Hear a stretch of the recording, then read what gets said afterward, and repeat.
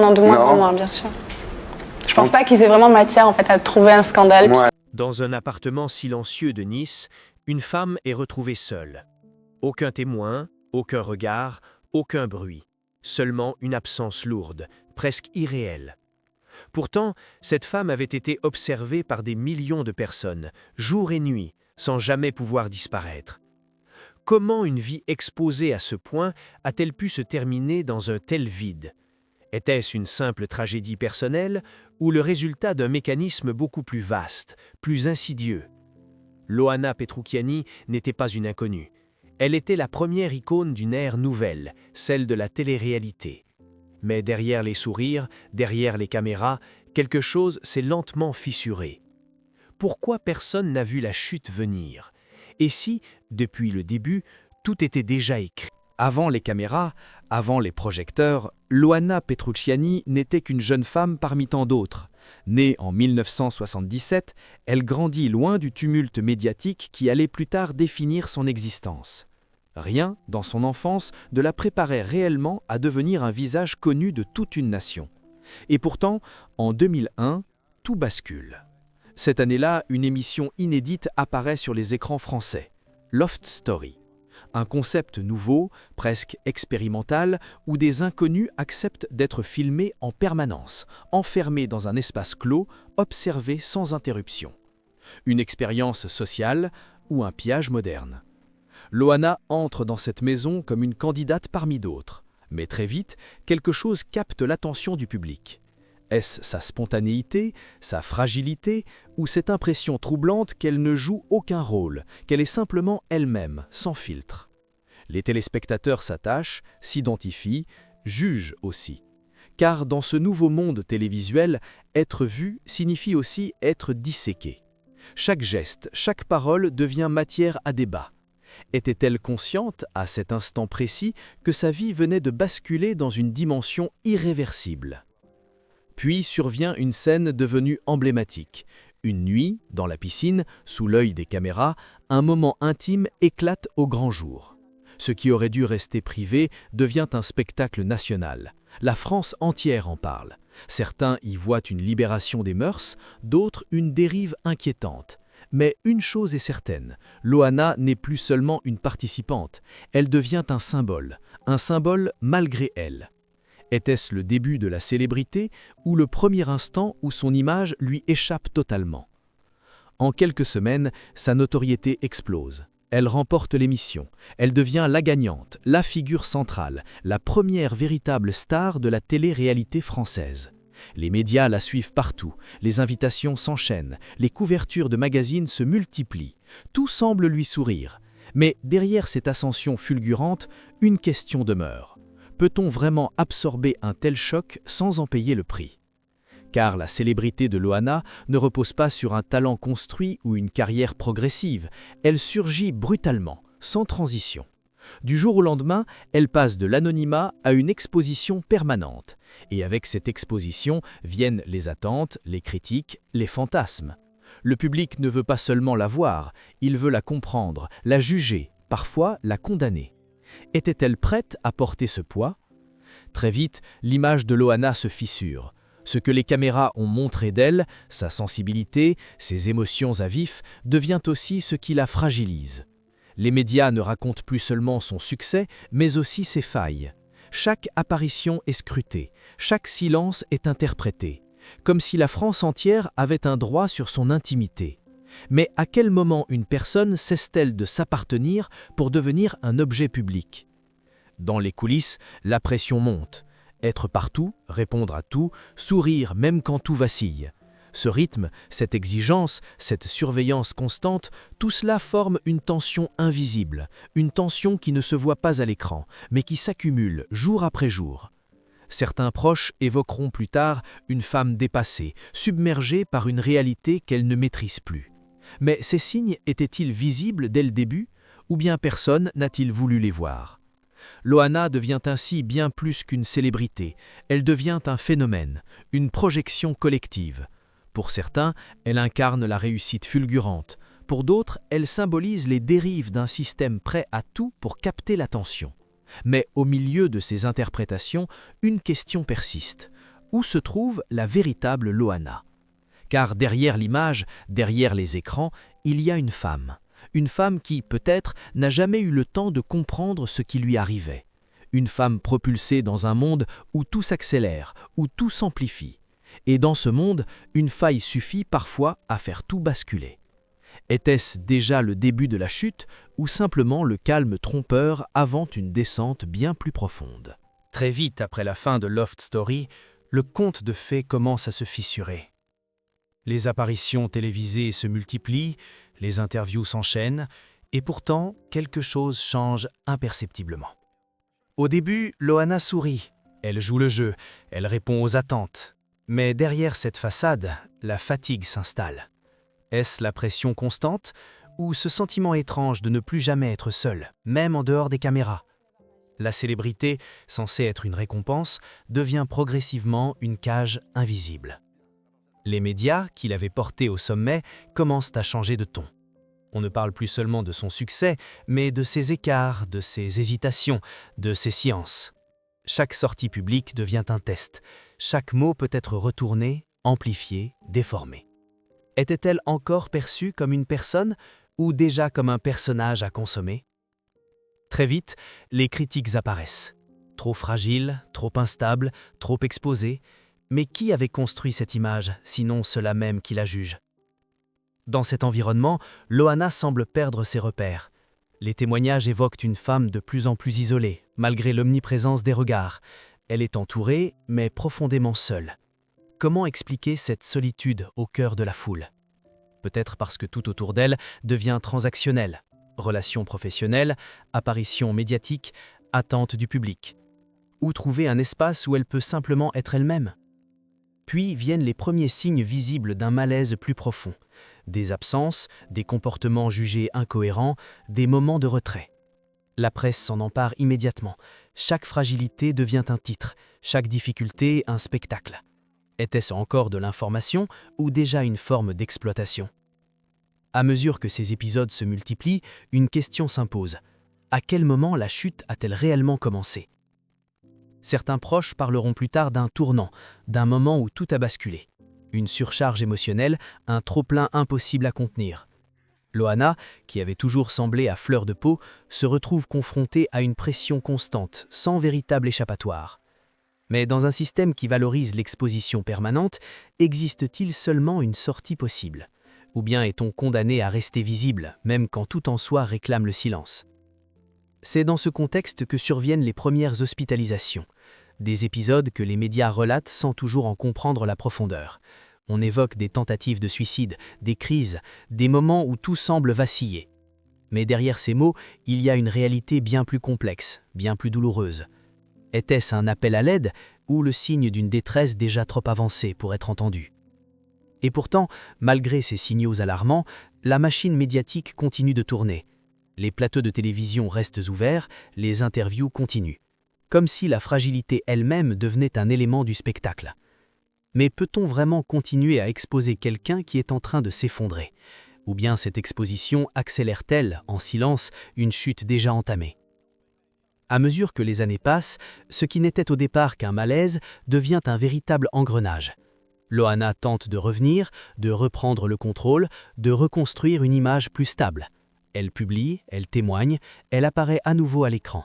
Mais chaque retour semble fragile, presque précaire, comme si quelque chose résistait en profondeur.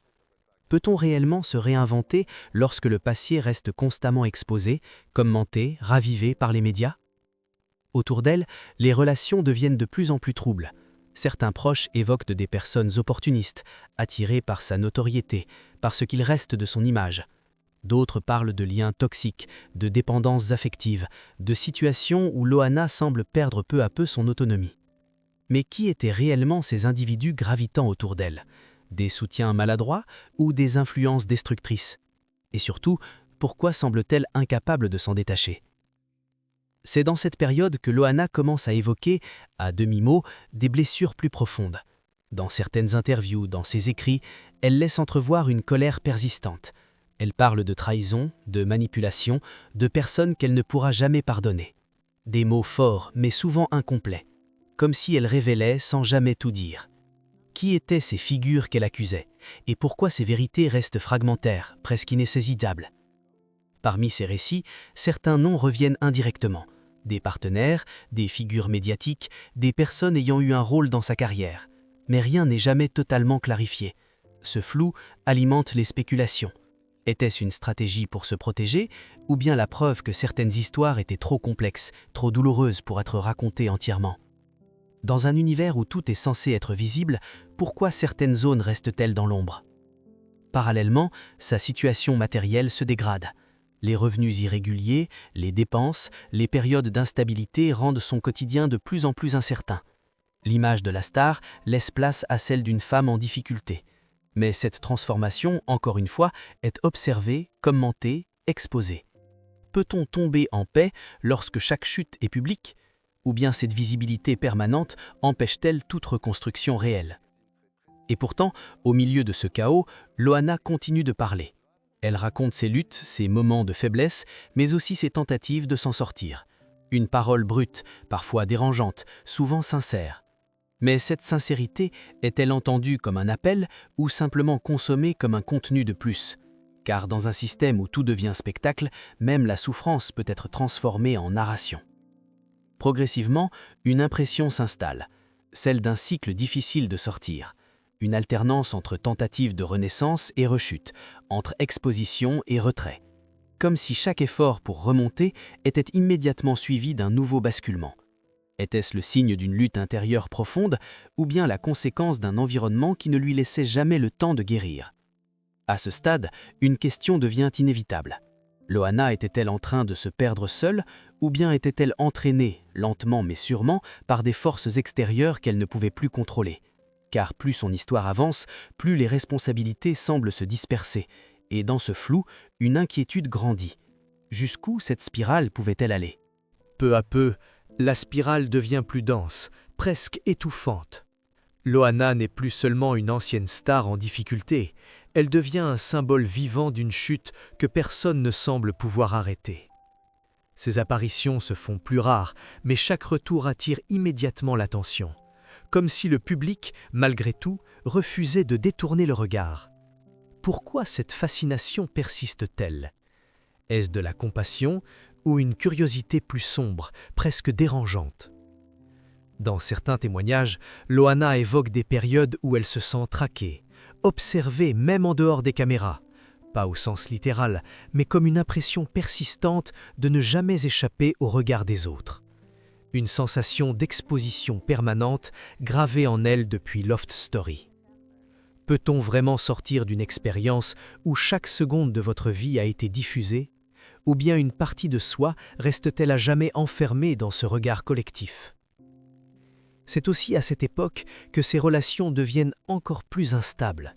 Certaines personnes entrent dans sa vie avec des promesses de protection, d'aide, de reconstruction, mais ces promesses tiennent rarement. Au contraire, plusieurs récits évoquent des dynamiques de contrôle, de dépendance, parfois même de violence psychologique. Était-elle entourée de mauvaises personnes ou bien attirait-elle inconsciemment ceux qui pouvaient profiter de sa fragilité? La frontière est mince, presque impossible à tracer. Dans ce climat, Loana parle parfois d'un épuisement profond, pas seulement physique, mais émotionnel. Une fatigue d'exister sous le regard des autres, de devoir constamment expliquer, justifier, prouver. Elle décrit des moments où tout semble s'effondrer intérieurement, sans raison apparente, comme si quelque chose, invisible mais omniprésent, pesait sur elle. Certains y voient une dépression sévère, d'autres évoquent une forme de vide antérieur.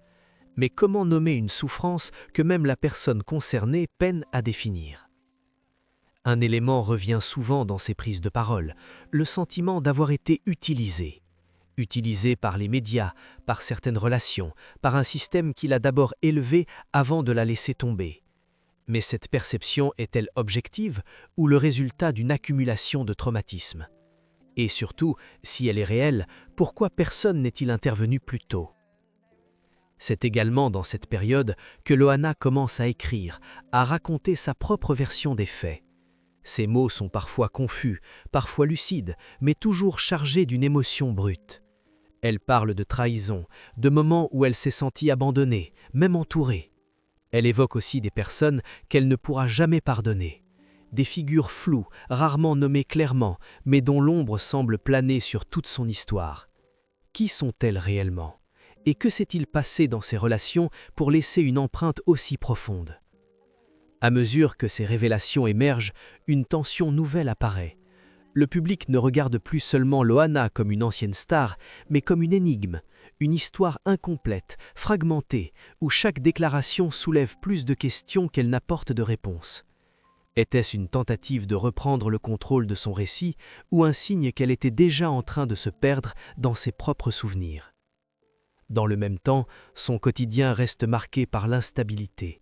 Les périodes de calme sont rares, souvent suivies de nouveaux épisodes difficiles.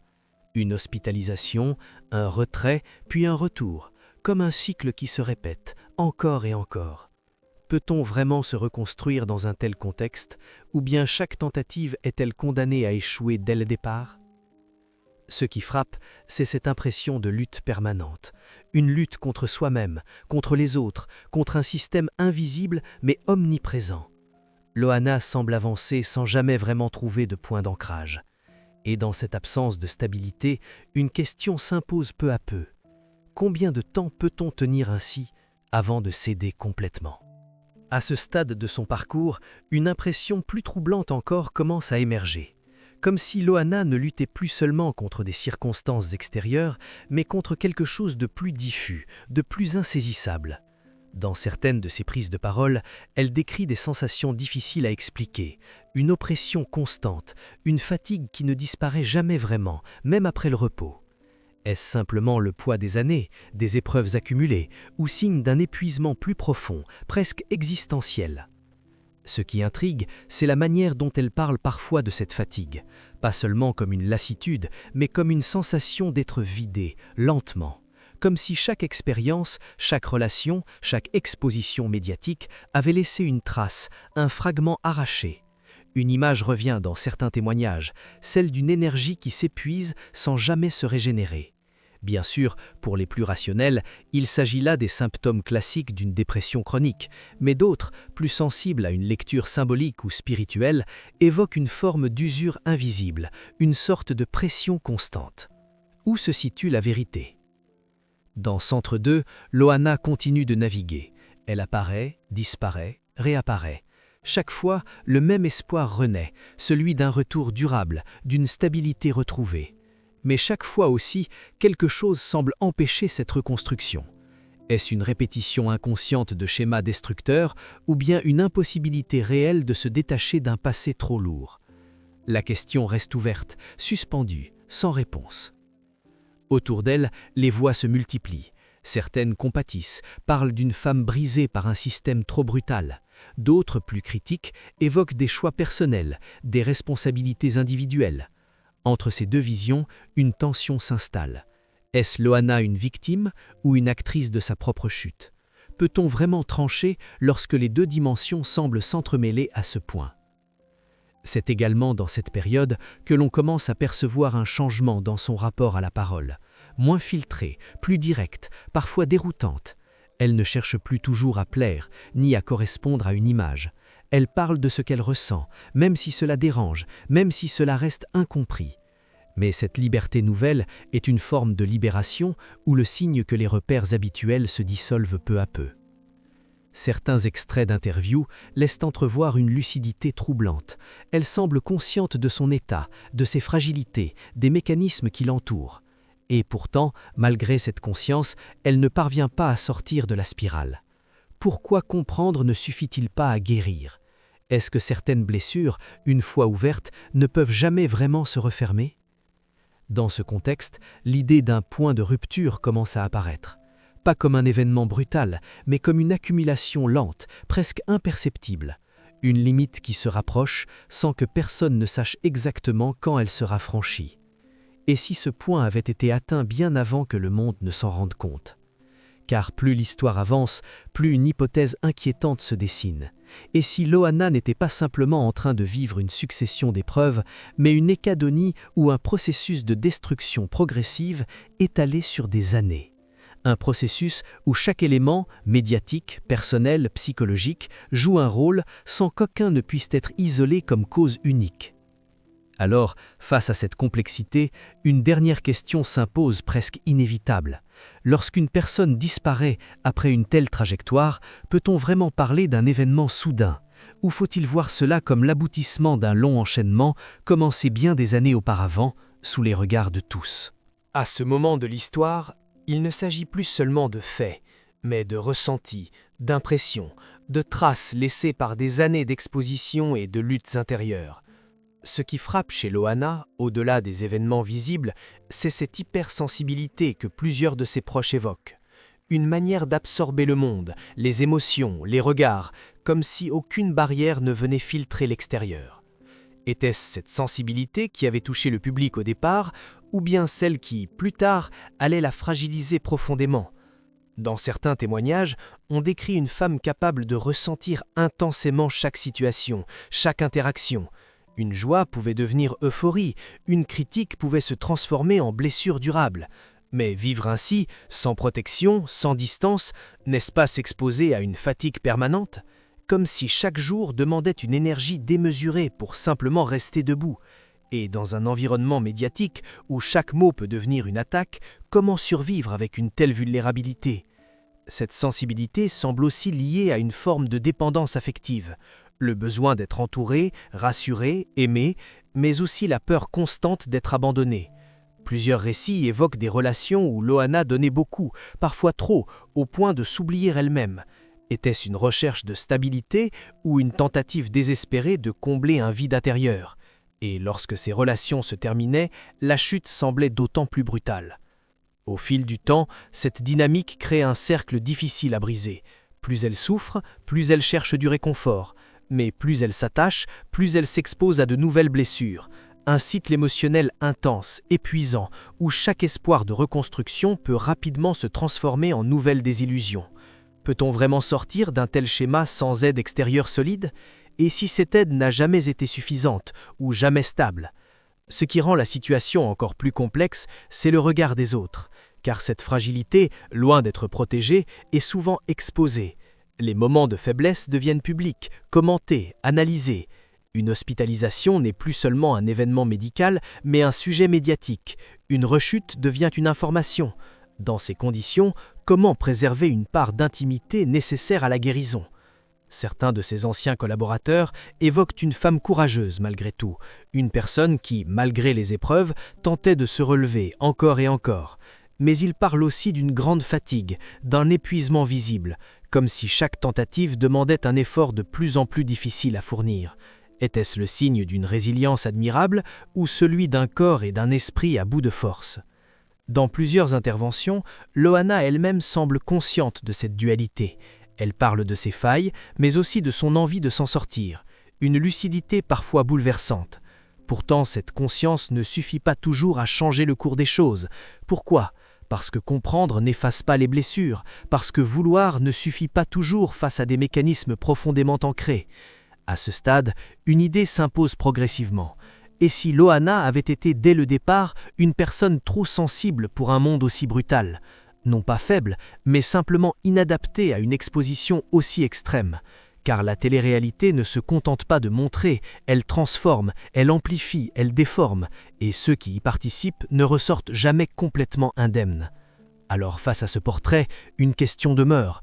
Loana était-elle une exception tragique ou le symptôme d'un système plus large qui produit puis abandonne ses propres figures ? Et si son histoire n'était pas unique, mais simplement la plus visible ? Au-delà de son propre ressenti, ce sont aussi les regards extérieurs qui dessinent un portrait encore plus troublant. Plusieurs personnes ayant travaillé avec elle décrivent une présence à la fois lumineuse et fragile. Une femme capable de captiver une pièce entière en quelques secondes, puis de s'effondrer émotionnellement sans prévenir. Comment expliquer une telle intensité ? Était-ce une force ou une faille impossible à contenir ? Certains collègues évoquent des moments où Loana semblait presque déconnectée, comme absente, perdue dans ses pensées. Puis soudainement, elle revenait, souriante, disponible, comme si rien ne s'était passé. Ces variations, parfois incomprises, alimentent les spéculations. S'agissait-il de troubles psychologiques, d'un mécanisme de défense ou simplement d'une manière de survivre dans un environnement trop exigeant ? Dans un monde où tout doit être cohérent et maîtrisé, ces fluctuations dérangent car elles échappent aux cadres habituels. D'autres témoignages mettent en avant sa gentillesse, sa générosité, son besoin sincère de créer du lien.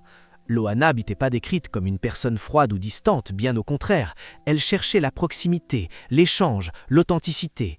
Mais cette ouverture, si précieuse, pouvait devenir une vulnérabilité, car dans un univers où les intentions ne sont pas toujours claires, se livrer ainsi peut exposer à des déceptions profondes. Était-ce cette confiance qui l'a rendue accessible ou celle qui l'a rendue fragile face aux mauvaises influences ? Certains proches parlent aussi d'une forme de lucidité douloureuse. Loana savait à certains moments que certaines situations n'étaient pas bonnes pour elle. Elle identifiait les relations toxiques, les environnements nocifs, et pourtant elle y retournait parfois. Pourquoi ? Par attachement, par peur de la solitude, ou parce que sortir complètement de ces schémas demandait une force qu'elle n'avait plus toujours ? Cette contradiction entre conscience et incapacité à agir est l'un des aspects les plus déchirants de son histoire. Dans ses propres mots, elle évoque souvent une fatigue morale extrême, une lassitude face aux jugements, aux attentes, aux déceptions répétées. Elle parle d'un sentiment d'injustice, mais aussi d'une forme de résignation, comme si, à force de lutter, une partie d'elle avait fini par accepter cette réalité, même douloureuse. Peut-on continuer à se battre indéfiniment sans s'épuiser complètement ? Il y a aussi ces moments plus discrets, moins médiatisés, où Loana semble tenter de retrouver un équilibre, des périodes de retrait, de silence, où elle s'éloigne du tumulte. Certains y voient des tentatives sincères de reconstruction, d'autres des phases de repli nécessaires. Mais ces instants restent fragiles, souvent interrompus par un retour brutal à la réalité médiatique ou personnelle, comme si la stabilité lui échappait constamment au moment même où elle semblait l'atteindre. Ce qui émerge de tous ces récits, c'est une image profondément humaine, celle d'une femme complexe, ni totalement victime, ni entièrement responsable. Une personne traversée par des contradictions, des forces opposées, des élans de vie et des moments de chute. Mais dans cette complexité, une question persiste. Avait-elle réellement les moyens de s'en sortir seule ? Car au fond, derrière chaque témoignage, chaque analyse, se cache une interrogation plus large. Que se passe-t-il quand quelqu'un déjà fragile est exposé à un système qui amplifie chaque faille ? Est-ce que ce système révèle ce qui existe déjà, ou bien crée-t-il lui-même les conditions de la chute ? Et alors que cette question reste suspendue, une autre encore plus grave commence à s'imposer. Et si tout cela n'était pas simplement une succession de difficultés, mais un chemin inévitable vers un point de non-retour ? À ce stade, il ne reste plus seulement une histoire, mais une série de questions sans réponse claire. Lorsque la nouvelle de la disparition de Loana commence à circuler, le choc est immédiat. Une femme autrefois omniprésente, scrutée, commentée, semble s'éteindre dans un silence presque total. Mais très vite, au-delà de l'émotion, les hypothèses émergent, car lorsqu'une trajectoire aussi complexe s'achève, le besoin de comprendre devient inévitable. Était-ce une fin prévisible ou un événement que personne n'avait réellement anticipé ? La première hypothèse avancée reste la plus rationnelle, celle d'une dégradation progressive de la santé, à la fois physique et psychologique. Des années de fragilité, d'instabilité, de souffrance accumulée. Une fatigue extrême, répétée, jamais complètement résolue. Dans cette lecture, il n'y a pas de mystère, seulement une conséquence logique. Mais peut-on vraiment résumer une vie aussi intense à une simple usure ? Ou bien cette explication, trop linéaire, évite-t-elle d'explorer des zones plus dérangeantes ? D'autres voix évoquent un enchaînement de facteurs. Pas une cause unique, mais une combinaison. Pression médiatique, relations toxiques, isolement émotionnel, difficultés financières. Un ensemble d'éléments qui, pris séparément, pourraient être surmontés, mais qui ensemble créent un poids écrasant. Cette vision, plus nuancée, semble plus proche de la réalité. Pourtant, elle laisse une question essentielle en suspens. Si les signaux étaient si nombreux, pourquoi n'ont-ils pas été entendus à temps ? Certains, plus critiques envers le système, pointent directement la responsabilité de l'environnement médiatique. Selon eux, Loana n'a pas seulement été fragilisée, elle a été exposée, exploitée, puis progressivement oubliée. Une montée fulgurante, suivie d'une chute lente, sous les regards d'un public qui, parfois, consomme la détresse comme un spectacle. Dans cette perspective, la question change de nature. Il ne s'agit plus seulement de comprendre ce qui lui est arrivé, mais de se demander qui a laissé cela arriver. À côté de ces analyses rationnelles, d'autres interprétations apparaissent, plus subjectives, parfois controversées. Certains évoquent une forme d'épuisement énergétique, une sensation d'avoir été vidé, lentement, au fil des années. Non pas dans un sens strictement médical, mais comme une perception, une manière de décrire une fatigue qui dépasse les mots. Ces discours, souvent critiqués, témoignent néanmoins d'un besoin de donner un sens à une trajectoire difficile à expliquer autrement. Mais ces ressentis traduisent-ils une réalité ou simplement l'incapacité à accepter une fin aussi brutale? Une autre question, plus troublante encore, revient souvent. Loana avait-elle, d'une certaine manière, anticipé ce qui allait arriver? Certaines de ses déclarations passées, certaines phrases évoquant un sentiment d'enfermement, de perte de contrôle, sont aujourd'hui relues sous un autre angle. Étaient-ce des avertissements, des appels à l'aide, ou bien des interprétations reconstruites après coup, influencées par l'issue de son histoire? Les sceptiques, eux, adoptent une position différente. Ils rappellent que Loana n'était pas la seule à vivre des difficultés, que d'autres personnalités issues de la télé-réalité ont traversé des périodes similaires sans connaître une telle fin. Pour eux, il est dangereux de chercher des causes externes systématiques. Chaque individu porte aussi sa part de responsabilité, ses choix, ses décisions. Mais cette lecture, bien que rationnelle, ne répond pas entièrement à la complexité du cas Loana. Peut-on vraiment isoler l'individu de son environnement, surtout lorsque cet environnement est aussi envahissant? Au fond, aucune de ces hypothèses ne suffit à elle seule. Chacune éclaire une partie de la réalité, mais aucune ne la capture entièrement. Et c'est peut-être là que réside le véritable malaise. L'impossibilité de conclure, l'incapacité à désigner une cause unique, claire, rassurante. Comme si la vérité, dans cette histoire, était fragmentée, dispersée entre plusieurs dimensions. Alors, face à ce puzzle incomplet, une dernière interrogation demeure. Cherchons-nous vraiment à comprendre ou simplement à donner un sens à une perte qui, par nature, nous échappe? Car parfois, l'absence de réponse est elle-même une forme de réponse. Une invitation à regarder au-delà des faits, à questionner les systèmes, les regards, les silences. Et si finalement, la véritable question n'était pas « comment Loana est-elle partie ?», mais « comment en est-elle arrivée là, sous les yeux de tous ?» Au terme de cette trajectoire, une image persiste, presque impossible à effacer. Celle d'une femme ayant traversé la lumière la plus intense pour finir engloutie dans une obscurité silencieuse.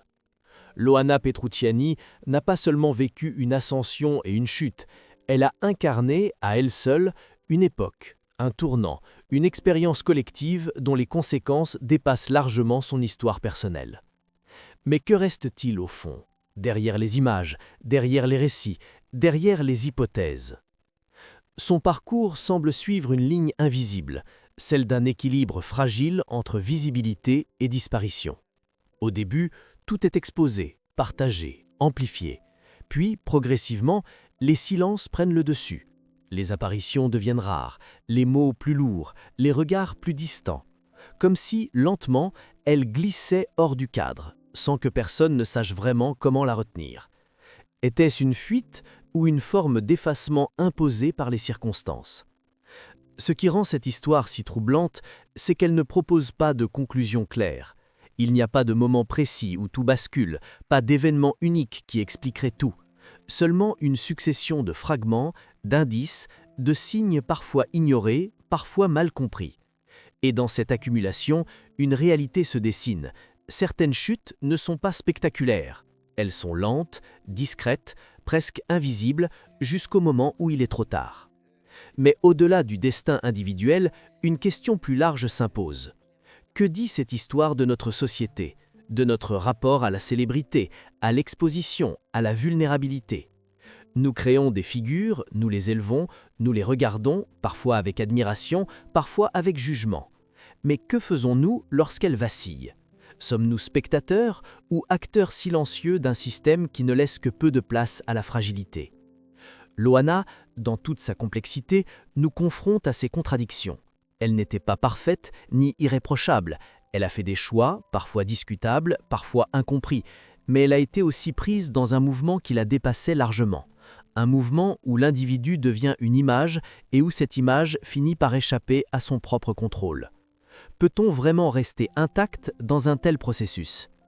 Son histoire laisse aussi entrevoir une autre réalité, plus intime, celle d'une femme qui, malgré tout, a continué à chercher une forme de paix. À travers ses mots, ses silences, ses tentatives de retrait, il y a toujours cette quête, presque invisible, de stabilité, de compréhension, peut-être même de pardon. Mais certaines blessures, une fois ouvertes, ne se referment jamais complètement, et certaines trajectoires, une fois enclenchées, suivent leur cours jusqu'au bout. Alors, que retenir ? Peut-être ceci, derrière chaque image publique, il y a une vie réelle, avec ses fragilités, ses contradictions, ses limites. Et lorsque cette vie est exposée sans filtre, sans protection, les conséquences peuvent être profondes, durables, irréversibles. Loana n'est peut-être pas seulement une exception, elle est peut-être un avertissement.